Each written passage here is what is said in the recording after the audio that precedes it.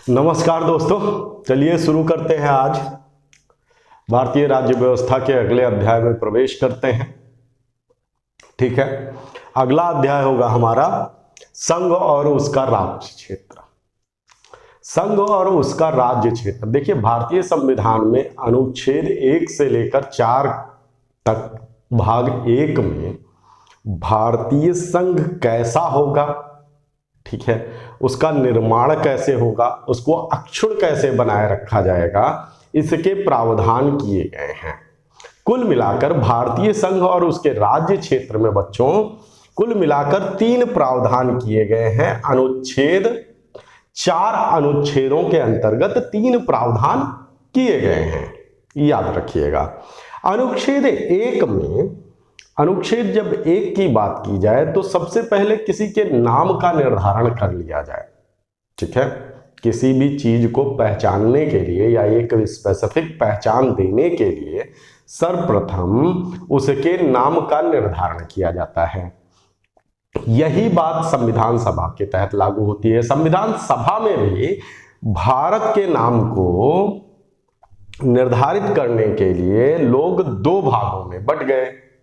2 भागों में बंट गए। एक भाग जिसको जो कहता था कि भारत का नाम भारत होना चाहिए, या ये देश जो नवनिर्मित देश है इसका नाम भारत होना चाहिए।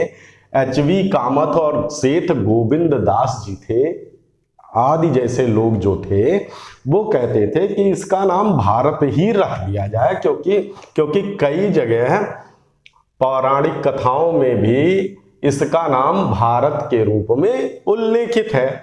लेकिन कुछ लोग प्रोग्रेसिव विचारधारा के थे, वो कहते थे कि विश्व के साथ जुड़ाव के लिए अभी तक जो ब्रिटिशर्स थे उन्होंने इंडिया के माध्यम से, इंडिया नाम के माध्यम से विश्व के साथ में जुड़ाव भारत का किया था।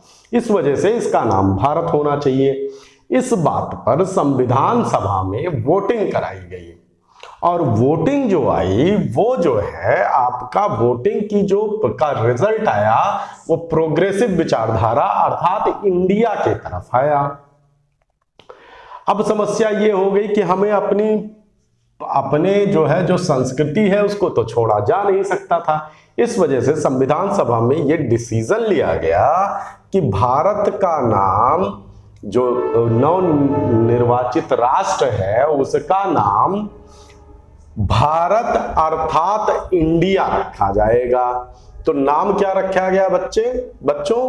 भारत अर्थात इंडिया। और इसी अनुच्छेद के अंतर्गत ये बताया गया कि ये कैसा होगा, तो इसकी प्रकृति इस राष्ट्र की कैसी होगी। तो ये कहते हैं कि ये राज्यों का संघ होगा, राज्यों का संघ होगा। ठीक है बच्चों, अब जब राज्यों का ये संघ होगा तो राज्यों का संघ और संघ द्वारा निर्मित राज्य, राष्ट्र, इन दोनों में अंतर है। जो भारत का निर्माण हुआ है वो अमेरिकी संघ की तरह नहीं है, इसीलिए यूनाइटेड स्टेट ऑफ इंडिया नहीं कहा जाता है। जिस तरह यूनाइटेड स्टेट ऑफ अमेरिका कहा जाता है उस तरह भारत को यूनाइटेड स्टेट ऑफ इंडिया और भारत नहीं कहा जाता है, इसको केवल इंडिया या भारत के नाता है इसका। तो भारत राज्यों का संघ होगा। इससे 2 बातें पता चलती हैं। एक क्या पता चलती है?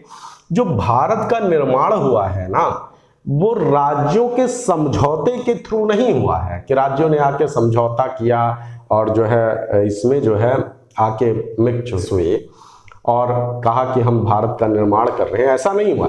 विलय पत्र पर हस्ताक्षर करके हुआ है। ठीक है, जम्मू कश्मीर की बात छोड़ दीजिए, धारा 370 और 35 से हटने के बाद जम्मू कश्मीर की स्थिति भी उसी तरह हो गई है और पहले भी उसी तरह थी, वो संघ से अलग नहीं हो सकता था। ठीक है, तो ये किसी समझौते की उत्पत्ति नहीं है भारत। ठीक है बच्चों, ये समझौते की उत्पत्ति नहीं है ये जो है। और अगर समझौते की उत्पत्ति नहीं है तो इसमें एक बात और भी निकल के आती है। वो दूसरी बात क्या है कि किसी भी राज्य को भारत से अलग होने का, भारत या इंडिया से अलग होने का अधिकार संविधान द्वारा नहीं दिया जाता है। ये कहां वर्णित है? अनुच्छेद 1 आर्टिकल 1, ठीक है। अब देखो संघ का मतलब भी आप लोग जान लीजिए। संघ क्या होता है? संघ वो होता है जहां पर 2 या 2 से अधिक सरकारें उपस्थित हों, इंडिया में है। शक्तियों का विभाजन होना चाहिए उन दोनों के मत, इंडिया में है, ठीक है। इसलिए भारत को संघ कहा जा सकता है, लेकिन ये पूर्ण रूप से एक संघ नहीं है, क्योंकि यहां पर राज्यों को इसमें विलीन होने का तो अधिकार दिया गया है, लेकिन राज्यों को यह अधिकार नहीं दिया गया है कि वो राष्ट्र के स्वरूप को परिवर्तित करे, अर्थात वो राष्ट्र से अपने आप को अलग कर सके, ठीक है बच्चों, ये चीज याद रखिएगा। तो अनुच्छेद 1 में 2 प्रावधान किए गए हैं। वो कौन कौन से प्रावधान किए गए हैं? एक तो ये कि इस राष्ट्र का नाम बताया गया है भारत, जो कि इंडिया होगा, एक चीज इसमें बताई गई है। दूसरी चीज ये बताई गई है कि ये राज्यों का संघ है। इससे 2 बातें डराइव होती हैं। पहली ये होती है कि इसका जो निर्माण हुआ है वो किसी समझौते के तहत नहीं हुआ है, इसमें विलीन हुए हैं राज्य। और दूसरी चीज क्या होती है? दूसरी चीज ये होती है कि किसी भी राज्य को इस राष्ट्र से अलग होने की शक्ति संविधान द्वारा नहीं दी गई है, ठीक है बच्चों, यहां तक समझ में आ गया। 2 की बात कर लेते हैं। तो संसदबद्ध विधि द्वारा ऐसे निबंधन और शर्तों पर, ऐसे निबंधन व शर्तों पर जो वो ठीक समझे, संघ में नए राज्यों का प्रवेश तथा उसकी स्थापना कर सकता है। दूसरा आर्टिकल क्या कहता है? आर्टिकल नंबर 2 कहता है संसद को यह शक्ति दी गई है। संसद क्या? विधि द्वारा ही ऐसे निबंधों और शर्तों पर, ऐसे निबंधन और शर्त जो वो ठीक समझे, संघ में नए राज्यों का प्रवेश तथा उसकी स्थापना कर सकता है, ठीक है। जहां तक नए राज्यों के प्रवेश और स्थापना की बात है, 2 तरीके से नए राज्यों की स्थापना और प्रवेश हो सकता है। एक तो ऐसे कि किसी नए राज्य को अधिग्रहित किया और लाके भारतीय संघ में प्रवेश करवा दिया, जैसे कि गोवा के साथ में किया गया था, ठीक है। और एक तरीका यह हो सकता है कि जो राज्य यहां पे हैं उनसे कुछ भागों को काट दिया जाए, उसकी सीमाओं में परिवर्तन कर दिया जाए, किसी 2 राज्यों के कुछ भागों को मिला लिया जाए, कुछ ही भागों को मिलाकर एक नए राज्य का निर्माण कर दिया जाए। ये 2 तरीके हो सकते हैं। तो दूसरे आर्टिकल में कौन सा तरीका लिया गया है? वो पहला तरीका जो हमने बताया कि संसद नए राज्यों का गठन कर सकती है। किस तरह? राज्यों के गठन के लिए बाहर से अधिग्रहित राज्यों का या क्षेत्रों का प्रवेश करवा के, जैसे गोवा का करवाया गया था, उस तरह प्रवेश करा के नए राज्यों का गठन कर सकती है। यह आर्टिकल 2 के तहत होगा। लेकिन आर्टिकल 3 में क्या कहा गया है कि संसद विधि द्वारा उन निबंधों और शर्तों पर जो वो ठीक समझे, उस पर नए राज्यों का, संघ में नए राज्यों की प्रवेश और स्थापना कर सकता है, ठीक है। यहां कंफ्यूज होने का विषय बिल्कुल नहीं है, कंफ्यूज बिल्कुल मत होइएगा। 2 जो है, जो संविधान का दूसरा अनुच्छेद है, वो ये कहता है कि भारतीय संसद जो है वो नए राज्यों का प्रवेश करवा सकती है। और वो किस तरह करवाएगी? बाहरी क्षेत्रों का अधिग्रहण करके, ठीक है। यहां से एक विवाद भी उत्पन्न होता है, अभी उसकी चर्चा बाद में कर लेंगे। पहले से विद्यमान राज्यों में परिवर्तन करके नए राज्यों के प्रवेश का जो अनुबंध है, जो तरीका है, वो आर्टिकल 3 में बताया गया है, संसद विधि द्वारा, ठीक है। उन निबंधों और शर्तों पर जो वो ठीक समझे, राज्यों के, देखिए इसमें भी 3 तरह के प्रावधान हैं। जो अनुच्छेद 3 है, इसमें 3 तरीके से राष्ट्रों का निर्माण किया जा सकता है। वो कैसे राज्यों का निर्माण किया जा सकता है? राज्यों से कुछ भाग को अलग कर दे, जैसे उत्तर प्रदेश से उत्तराखंड को या उत्तरांचल को अलग करके एक नए राज्य का निर्माण कर दिया गया था। ये किसके अंतर्गत किया गया था? ये आर्टिकल 3 के अंतर्गत किया गया था बच्चों। जैसे बिहार से जो है झारखंड को अलग करके और छत्तीसगढ़ को मध्य प्रदेश से अलग किया गया था, वो आर्टिकल 3 के अंतर्गत। वही कहता है राज्यों से कुछ भाग को अलग करके, ठीक है, राज्यों के कुछ भागों को मिला करके। ये कैसे? जैसे इन्होंने एमपी से कोई क्षेत्र ले लिया जो उधर उत्तर प्रदेश से जुड़ता है, उत्तर प्रदेश का कुछ क्षेत्र ले लिया जो एमपी से जुड़ता है, उसको मिलाकर एक नए राज्य का निर्माण कर दिया गया। यानी राज्यों के कुछ भागों को मिला करके कर दिया जाए, ठीक है। फिर 2 या 2 से अधिक राज्यों को मिला करके कर दिया जाए, राज्यों के कुछ भागों को मिला करके कर दिया जाए, 2 या 2 से अधिक राज्यों को मिला करके कर दिया जाए, ठीक है। इसके अंतर्गत संसद किसी राज्य के क्षेत्र को घटा भी सकती है और साथ ही साथ बढ़ा भी सकती है। दूसरा प्रावधान क्या है कि संसद किसी राज्य की सीमा तथा उसके नाम में परिवर्तन भी कर सकती है, ठीक है बच्चों। आर्टिकल 1 के बारे में आपने क्या जाना? आर्टिकल 1 ये बताता है कि भारत का नाम भारत अर्थात इंडिया होगा। दूसरा चीज क्या बताता है? भारत राज्यों का संघ होगा। संघ कैसा होगा? संघ किसी समझौते से उत्पत्ति इसकी नहीं होगी और संघ से राज्यों को अलग होने का पावर नहीं होगा।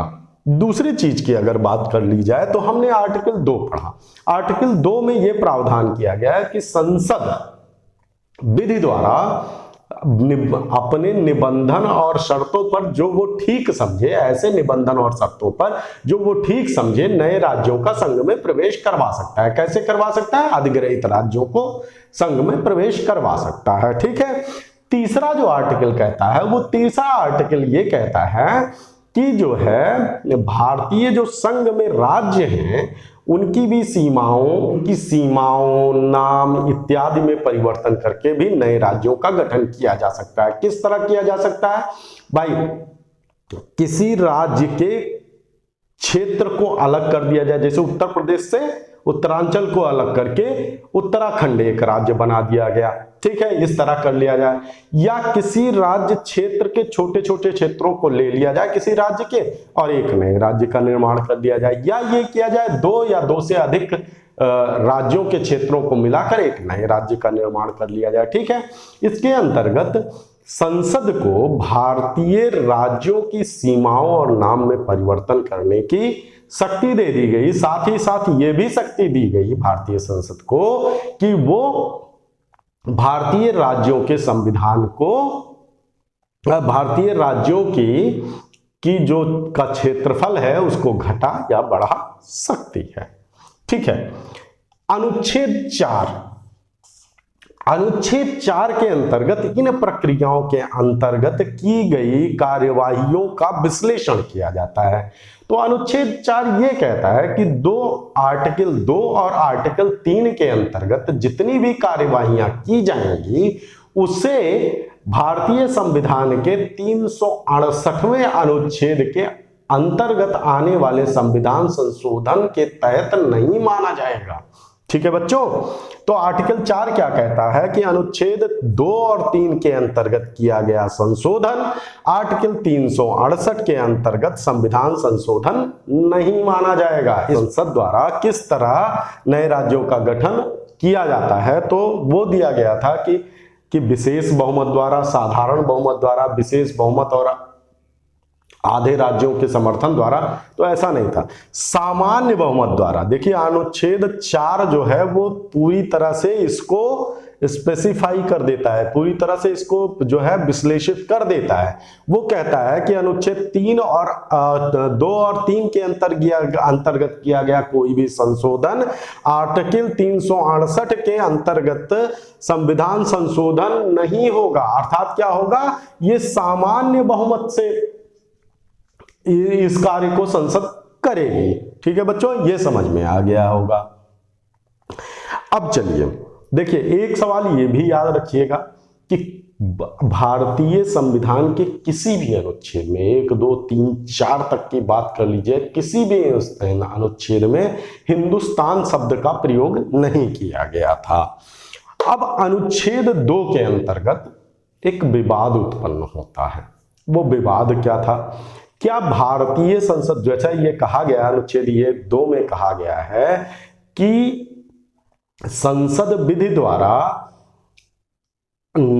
ऐसे निबंधन और शर्तों पर जिसे वो ठीक समझे भारत में नए राज्यों का प्रवेश करा सकती है, यानी अधिग्रहित राज्यों को भारत में प्रवेश करा सकती है। तो क्या इसके साथ ही ये भी संसद को अधिकार है कि वो भारत के किसी राज्य क्षेत्र को किसी अन्य देश को भी दे सकती है? ये मामला उठा था 1960 के बेरूबारी मामले में।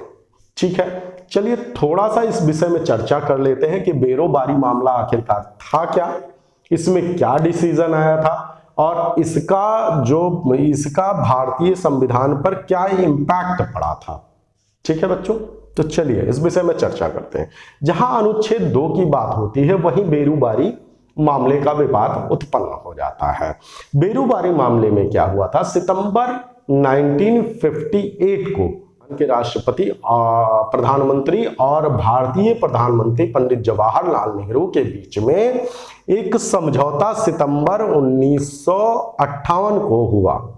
उसमें कहा यह गया कि जो पश्चिम बंगाल का जलपाईगुड़ी जिला है उसके दक्षिण में एक क्षेत्र था जिसका नाम था बेरूबारी। बेरूबारी मुस्लिम बाहुल्य इलाका था। तो बात ये उठी कि इसको क्या किया जाए कि इसको बांटकर आधा पाकिस्तान को, यानी पूर्वी पाकिस्तान जो उस समय बांग्लादेश हुआ करता था, उसे दे दिया जाए और आधा राज्य क्षेत्र भारत को दे दिया जाए। यह विवाद उत्पन्न होने की पृष्ठभूमि रेडक्लिफ महोदय द्वारा रची गई थी। रेडक्लिफ महोदय जब आए थे, इनको भारतीय सीमाओं के निर्धारण के लिए अपॉइंट किया गया था। तो रेडक्लिफ महोदय को बहुत भारतीय परिवेश का ज्ञान नहीं था। कहीं कहीं पे इन्होंने थानों की सीमाओं, जो थाने की सीमा होती है ना, जो थाने की सीमा होती है जहां तक जाती है, वहीं से ही निर्धारण कर दिया कि ये पाकिस्तान में चला जाएगा, ये भारत में चला जाएगा। इस वजह से ये बेरूबारी जो इलाका था वो भारत में रह गया था। तो कहीं ना कहीं इसको जो है पाकिस्तान से जब समझौता हुआ, नेहरू नून समझौता जो सितंबर 1958 में हुआ, उसमें यह कहा गया कि बेरूबारी इलाकों को 2 बराबर भागों में बांटकर आधा पाकिस्तान को आधा भारत को दे दिया जाएगा। अब यह विवाद उत्पन्न हो जाता है कि क्या आर्टिकल 2 के तहत भारतीय संविधान ने संसद को यह शक्ति दी है कि वो अपने क्षेत्र को किसी दूसरे राष्ट्र को सौंप सके। इस विवाद के चलते राष्ट्रपति महोदय ने अपनी शक्तियों का इस्तेमाल करते हुए आर्टिकल 143 के अंतर्गत उच्चतम न्यायालय से परामर्श मांगा कि क्या कोई विधिक कार्यवाही, क्या इस समझौते को लागू करने के लिए कोई विधिक कार्यवाही संभव है। यदि संभव है तो क्या उसे भारतीय संविधान के आर्टिकल 2 द्वारा करना संभव होगा। इस पर विचार करने हेतु सुप्रीम कोर्ट की बेंच बनाई गई जिसने विचार करना प्रारंभ किया। अब इसमें समस्या कहां कहां आती है बच्चों।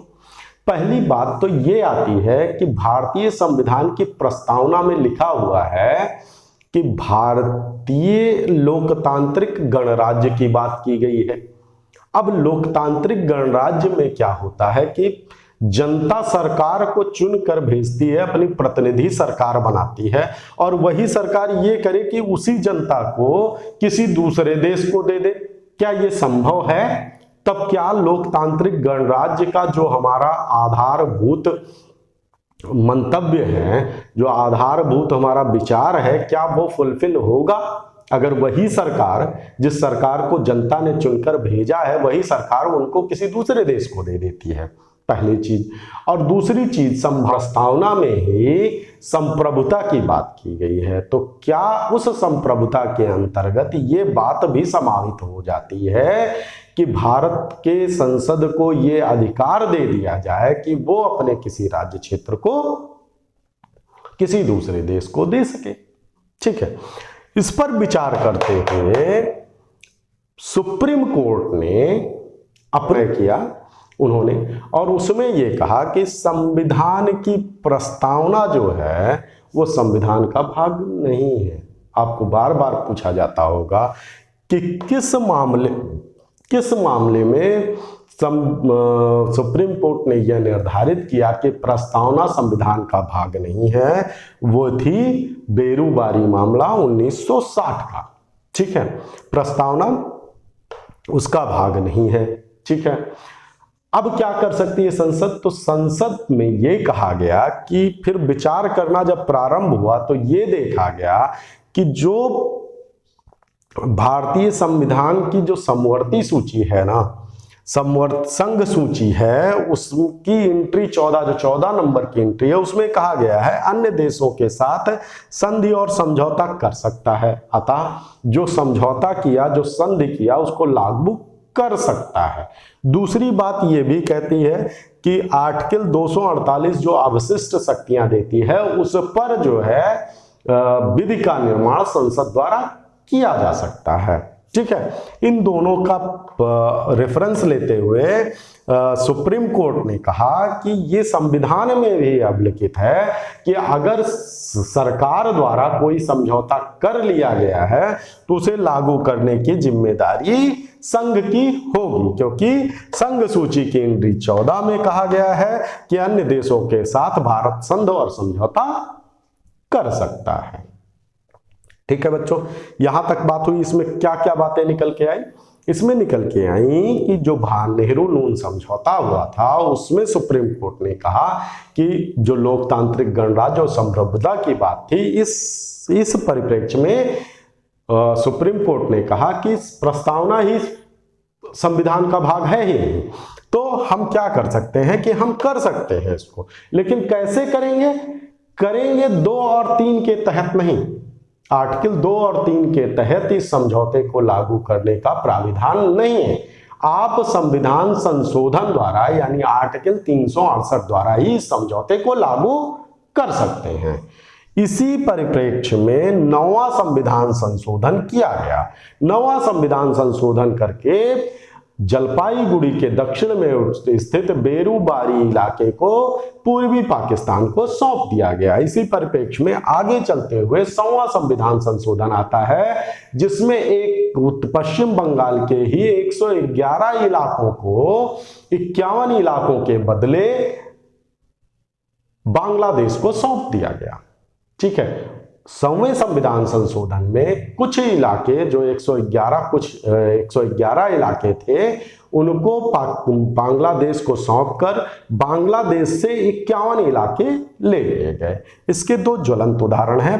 पहला संविधान संशोधन जो किया गया था वो 9वां संविधान संशोधन था, 1960 में किया गया, और इसी के तहत बेरूबारी इलाके का विभाजन करके पाकिस्तान को बेरूबारी इलाका सौंप दिया गया था। ठीक है बच्चों, चलिए इसका एक बार और रिवीजन कर लेते हैं।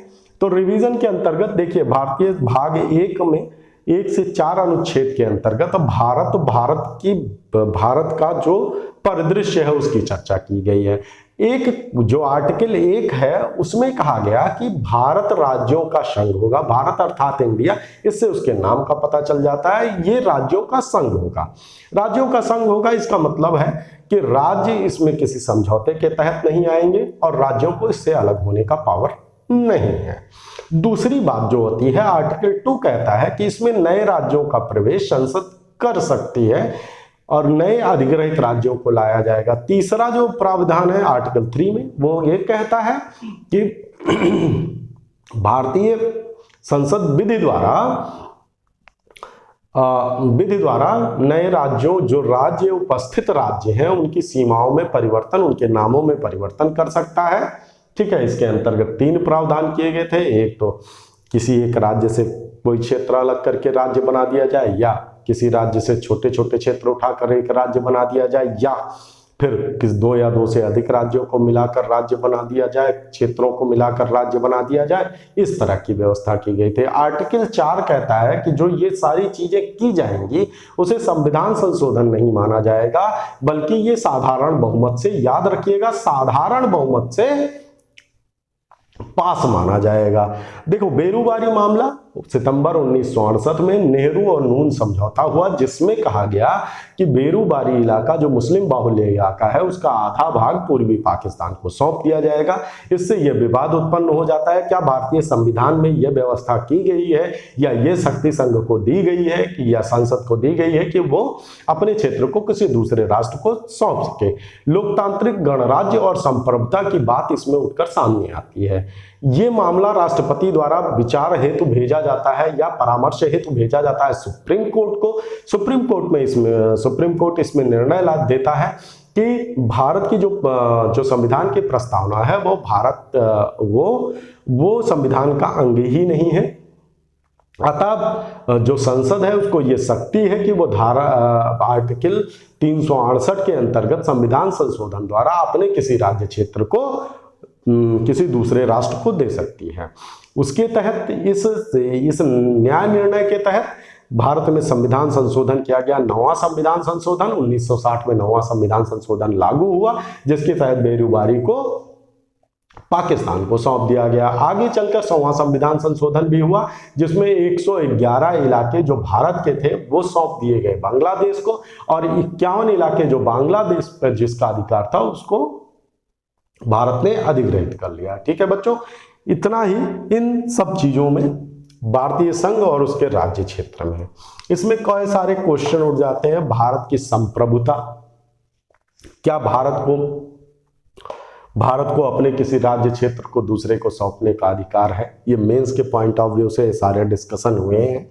इसमें जो आर्टिकल हैं और जो कुछ स्पेसिफिक बातों की चर्चा हुई है, जैसे जो भी संशोधन होगा वो साधारण बहुमत से होगा। कौन से आर्टिकल 3 में जो विद्यमान राज्य हैं उनमें परिवर्तन किया जाता है। आर्टिकल 2 में नए राज्यों का प्रवेश करवाया जाता है जो पहले से विद्यमान नहीं होते हैं।